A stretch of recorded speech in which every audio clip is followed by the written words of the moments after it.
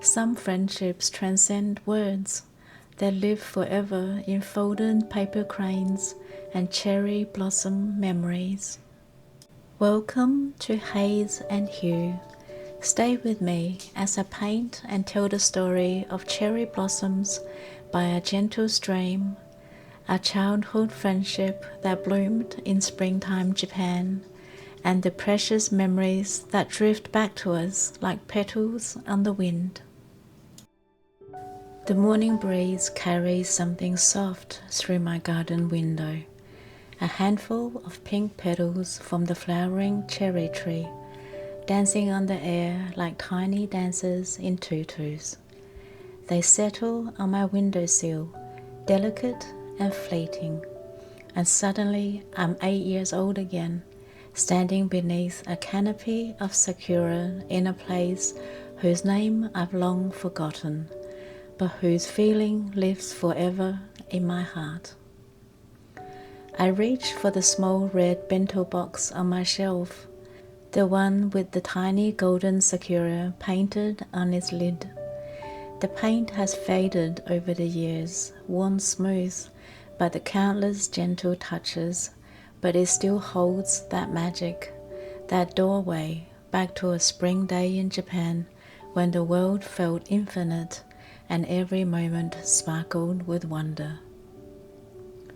The memory unfolds like watercolour on wet paper, soft and bleeding at the edges. We were staying somewhere, Tokyo perhaps, or Kyoto. The details blur now like distant mountains in the morning mist. What I remember clearly is the excitement thrumming through my small body as Dad lifted me onto his shoulders at the train station, my hands tangled in his hair, the world suddenly tall and magnificent from this new perch. "Hold on tight, little one," he said, his voice warm with that special joy parents carry when they are about to share something magical with their children. The train arrived with a gentle whoosh, sleek and clean. Mum helped my younger sister Emma climb aboard, her small hand gripping the rail with serious concentration. Emma was only 5 then, all wide eyes and endless questions, her pigtails bouncing with every step. We found seats by the window, and as the train began to move, the rhythm of the tracks created a gentle lullaby. Click, clack, click, clack, a meditation in motion. The suburbs fell away like pages turning in a picture book, revealing glimpses of a Japan I'd only seen in storybooks. Bamboo groves swaying like green curtains, distant mountains wearing crowns of clouds, and everywhere, the promise of cherry blossoms. "Look," Mum whispered, pointing through the glass. "Can you see them?" At first, it was just hints, a splash of pink here, a cloud of white there. But as we traveled deeper into the countryside, the world began to blush. Trees lined the tracks like guests at a wedding, dressed in their finest spring clothes.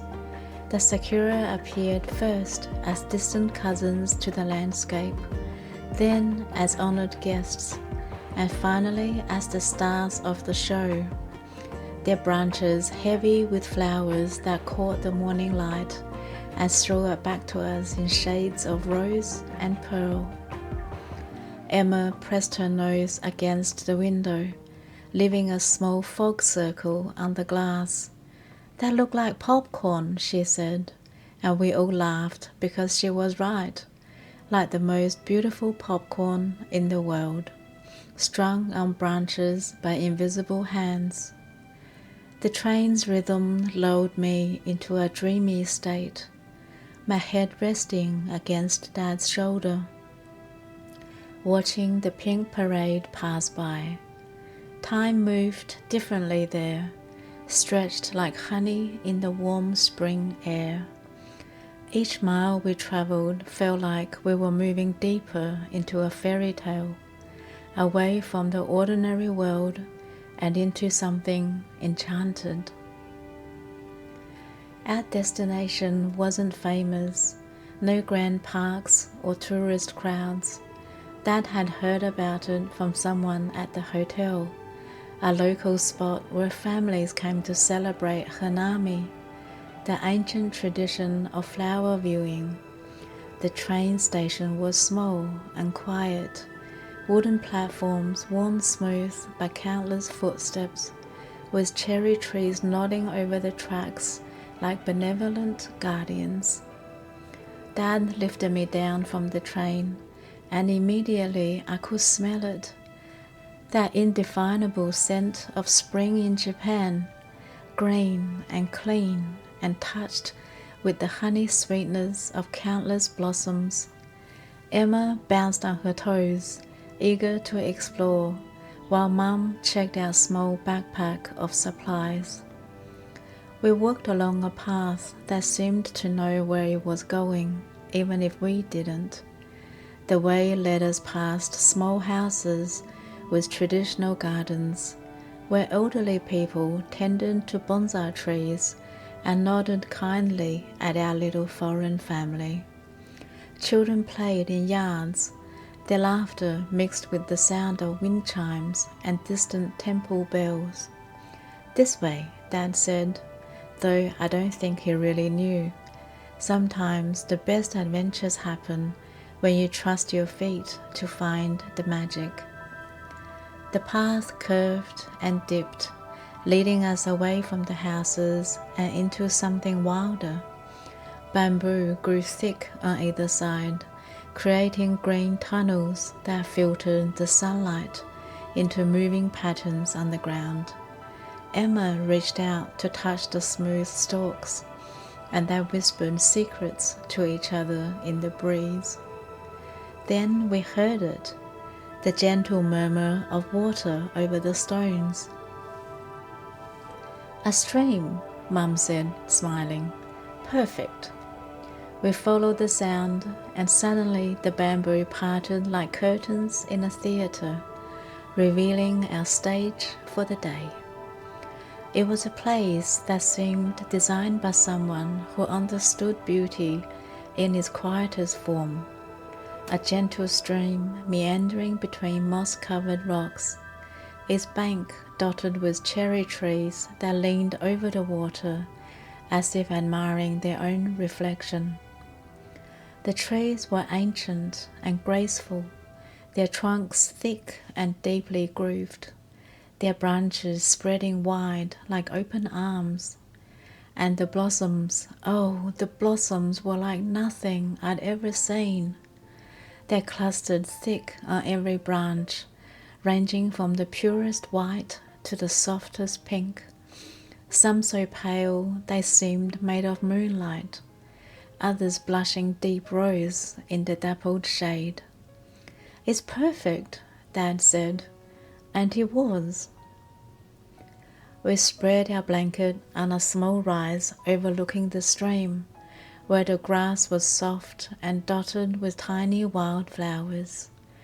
The cherry trees formed a natural canopy above us, their branches interweaving to create a ceiling of flowers and sky. Petals drifted down constantly, a gentle snowfall of pink and white that seemed to bless everything it touched. Emma immediately kicked off her shoes and ran to the stream's edge, fascinated by the way the cherry blossoms floated on the water's surface like tiny boats. "Look, they're sailing away," she called, crouching down to watch a particularly perfect petal navigate around a small stone. Dad set up his camera, one of those old film cameras that clicked and whirred with each shot, but then seemed to forget about it entirely. Instead, he sat cross-legged on the blanket and just breathed, his face peaceful in a way I rarely saw during our busy life back home. Mum unpacked our lunch from the backpack, but it wasn't the sandwiches and the fruit we usually brought on family outings. She'd been planning this day for weeks, reading about Hanami traditions and visiting the food stalls in Tokyo. From carefully wrapped packages, she reviewed a feast that looked almost too beautiful to eat. Delicate onigiri rice bowls shaped like flowers, their centers dotted with emboshi plums, bento boxes filled with colorful vegetables cut into intricate shapes, and best of all, sakura mochi, sweet rice cakes wrapped in pickled cherry blossom leaves that tasted like spring itself. "I wanted this to be special," she said, arranging everything on a cloth patterned with tiny cherry blossoms. "Something you'll remember." She needn't have worried about that. As the cat slowly moved closer and eventually settled itself in a patch of sunlight near her feet, that's when we noticed the little girl. She was perhaps my age, maybe a bit younger, sitting beneath a cherry tree about 20 feet away. Her dark hair was braided into 2 neat pigtails tied with yellow ribbons, and she wore a simple dress the color of spring leaves. In her lap was a collection of colorful origami paper, and her small fingers moved with practiced precision, folding and creasing with the concentration of an artist. As we watched, she completed a perfect paper crane, its wings crisp and symmetrical. She held it up to catch the light, then set it carefully beside several others she'd already finished. Emma, never one to let shyness stand in the way of curiosity, stood up slowly and began walking towards the girl. I followed, my heart beating a little faster with that mixture of excitement and nervousness that comes with meeting someone new. The girl looked up as we approached, her eyes bright and curious. She smiled, that universal language that needs no translation, and gestured to the space beside her on the grass. "Origami," she said carefully, holding up one of her cranes. Then, in a mixture of Japanese and careful English, she introduced herself. "Mika desu." Her name was Mika, like snow, though she was surrounded by the warmth of spring. Emma pointed to herself. "Emma," she said, "and this is..." She looked up at me, suddenly shy. I found my voice. "I'm Ella." Mika's smile widened. She reached into her collection of paper and selected 2 sheets, one pink, one yellow, and offered them to us. Her meaning was clear. "Would you like to try?" What followed was perhaps the most perfect hour of childhood I've ever experienced. Under Mika's patient guidance, Emma and I attempted our first origami cranes. Her small hands demonstrated each fold with gentle precision, and when we fumbled or creased the wrong way, she simply helped us unfold and try again, never showing any frustration with our clumsy foreign fingers. The cat, whom Mika called Tama, supervised our lesson from his sunny spot, occasionally opening one golden eye to check our progress before returning to his nap. Dad had moved closer, enchanted by the scene, his camera forgotten as he watched his children make a friend through the universal language of patience and paper. Mum spread herself out on the blanket, propping herself up on her elbows to watch us work, a gentle smile playing at the corners of her mouth. "Fold like this," Mika would say, her English mixed with Japanese and supplemented with gestures and giggles. "Slowly, slowly." My crane was lopsided, its head too big and one wing drooping sadly. Emma's was better. She'd always been good with her hands, but still imperfect by origami standards. Mika's, of course, was flawless, each fold crisp and exact. But here's what I remember most clearly. Mika looked at our wonky attempts and clapped her hands together with genuine delight. "Beautiful," she said, and somehow, in her eyes, they truly were. She taught us to make a wish before we finished each crane. I closed my eyes and wished that this day would never end, that somehow I could fold time like paper and keep this perfect moment forever. Emma, more practical, wished for a cat like Tama. Mika's wish remained her secret, whispered in Japanese to her perfectly formed crane. As if summoned by our whispered hopes, a gentle breeze began to stir through the cherry trees. It started soft, just enough to lift a few petals and send them spiraling down like nature's confetti. But then it grew playful, catching our paper cranes and making them dance in our hands. "Let them go," Mika said suddenly, holding her hand crane up towards the branches. "Let them carry wishes to the sky." She released hers first, and we watched as the white paper bird caught the wind and soared upward, weaving between cherry branches like it was truly alive. For a moment, it seemed to dance with the falling petals, pink and white swirling together in the spring air. Emma went next, her yellow crane spinning and dipping before catching any updraft and sailing high above the trees. My pink one followed, less graceful but equally determined, disappearing into the canopy of blossoms with what I swore was a sense of purpose.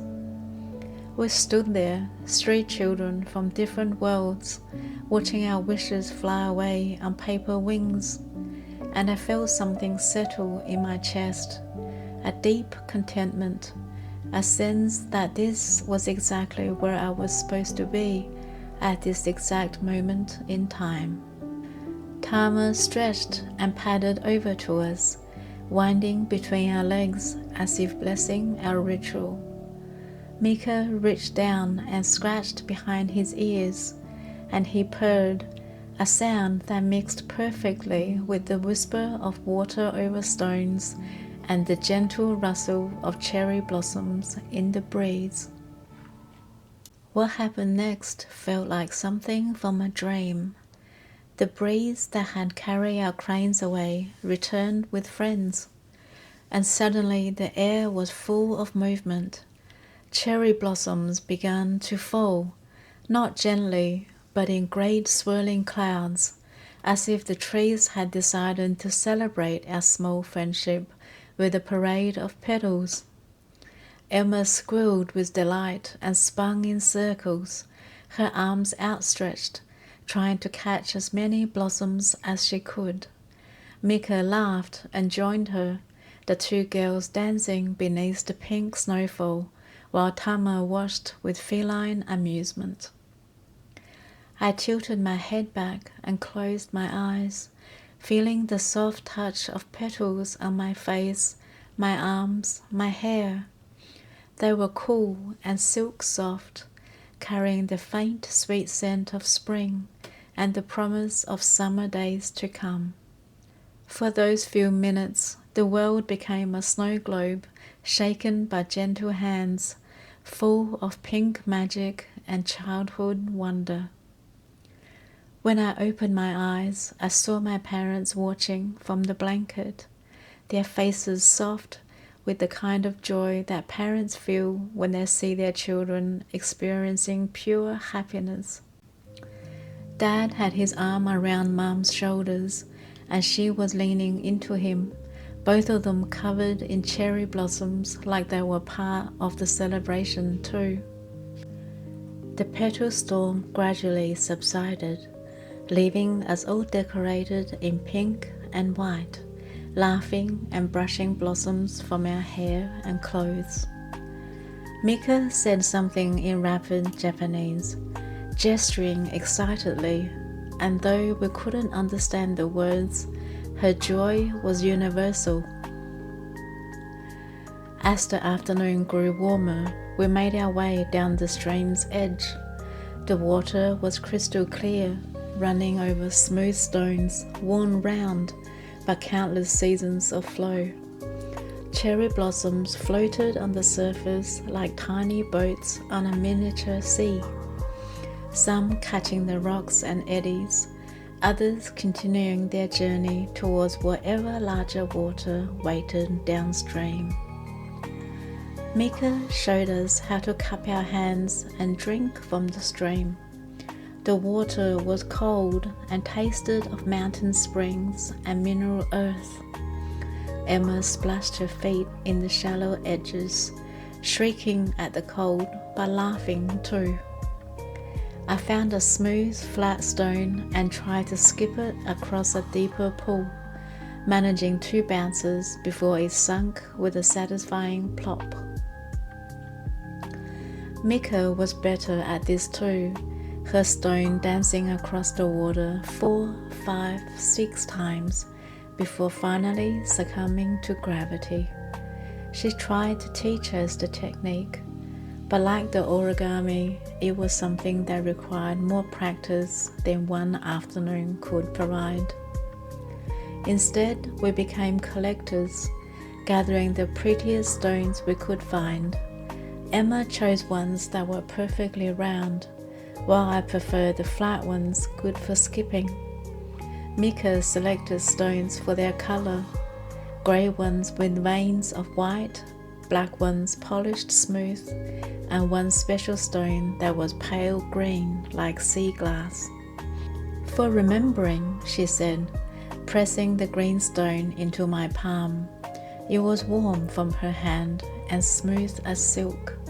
I closed my fingers around it and felt its weight, solid and real, an anchor for this floating day of dreams. As the sun began to sink lower in the sky, casting longer shadows through cherry branches, we returned to our blanket for afternoon treats. Mum had saved the best for last, Sakura mochi, these special sweets that are only available during cherry blossom season. The mochi were pale pink, wrapped in real cherry blossom leaves that had been pickled until they were tender and slightly salty. Inside, the rice cake was sweet and chewy, filled with red bean paste that tasted earthy and rich. The combination of flavors, sweet, salty, floral, was unlike anything I'd ever tasted, completely different from the sweets we knew back home. Mika clapped her hands when she saw them. "Sakura mochi!" she exclaimed, and it was clear these were a favorite. Mum offered her one, and she accepted with a small bow that made Emma giggle and attempt her own wobbly curtsy in return.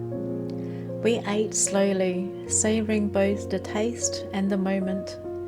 Tama had disappeared, perhaps for his own afternoon meal, but he returned as we were finishing, sitting up once again in his patch of sunlight, as if he were the official guardian of our picnic spot. The cherry blossom leaves were edible, Mika showed us, though their taste was strong and unusual. Emma made a face and carefully removed hers, but I ate mine completely, wanting to experience every part of this day, even the bitter mixed with the sweet. As the shadows grew longer and the light turned golden, we knew our magical day was drawing to a close.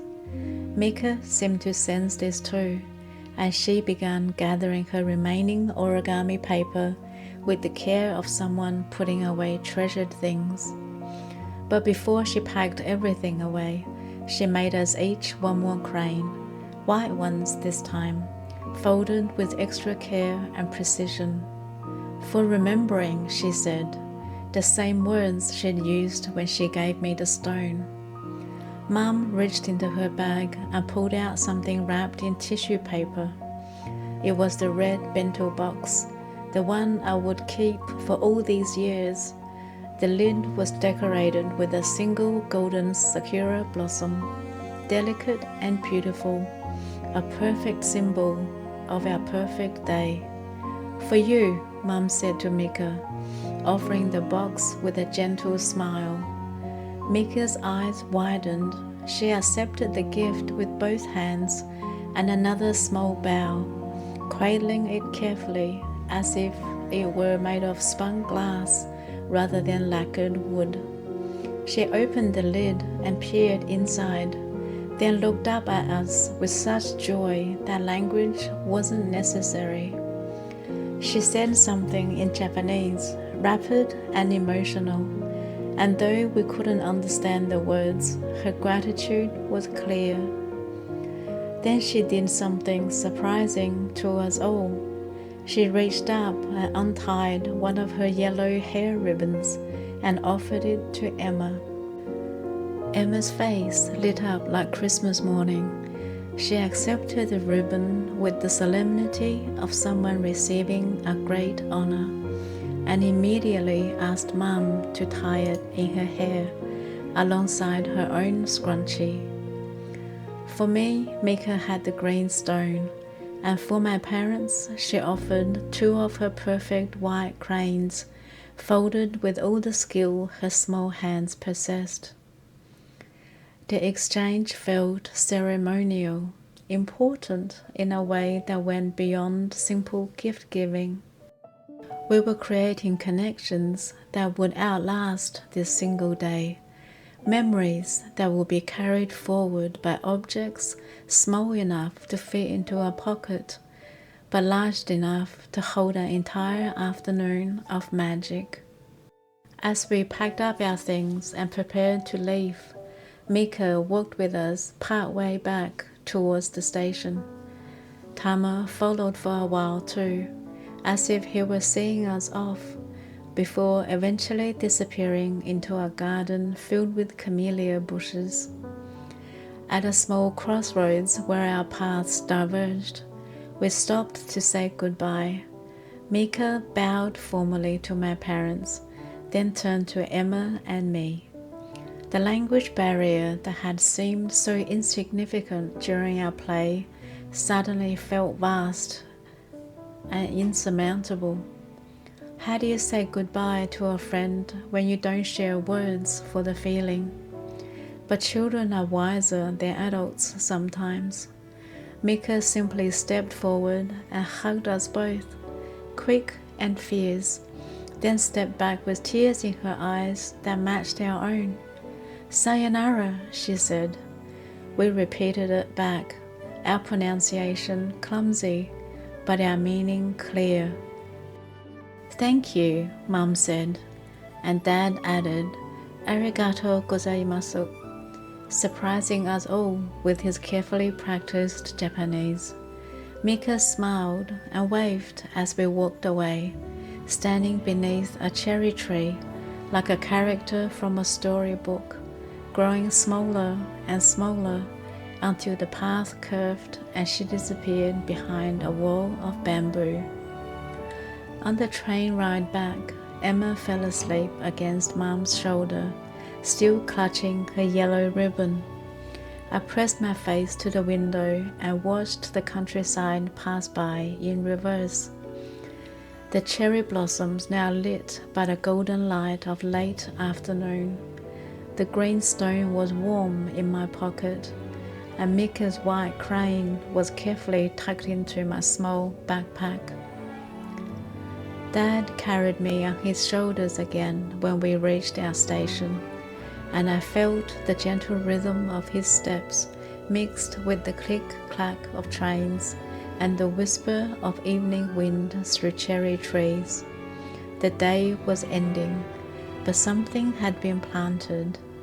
a seed of memory that will grow and bloom in my heart for years to come. Now, decades later, I sit in my studio with that same red bento box on the shelf beside me, the one of two Mum had bought at a Tokyo market the day before our trip, carefully selecting it for our special picnic. Its golden sakura blossom worn smooth by years of gentle handling. The yellow ribbon, Emma's treasure from that day, is pressed between the pages of a photo album, still bright despite the passing years. The green stone sits on my desk, a paperweight for the sketches and stories, its surface polished even smoother by countless thoughtful touches. And Mika's white crane, it lives in a place of honor in my memory box, its paper slightly yellowed, but its wings still perfectly formed, still carrying the wish of an 8-year-old child that this perfect day might somehow last forever. The cherry tree outside my window releases another handful of petals, and they dance past the glass like small pink memories made visible. I pick up my brush and dip it in water, watching the color bloom across the wet paper like flowers opening to the sun. In my painting, I try to capture not just the visual memory, the stream winding between moss-covered stones, the ancient cherry trees heavy with blossoms, the soft spring light filtering through pink and white petals. I try to paint the feeling of that day, the taste of sakura mochi on my tongue, the cool touch of stream water on my fingers, the warmth of unexpected friendship bridging the gap between different worlds. The wish I made that day, that the moment might last forever, did come true, just not in the way my 8-year-old self imagined. It lives now in watercolour and memory, in a small red box with a golden flower, in the way I pause to notice beauty in ordinary moments. In the story I tell you now, as spring light filters through my window and cherry blossoms dance on the September air. Some memories fade with time, their edges soften like watercolors left too long in the sun.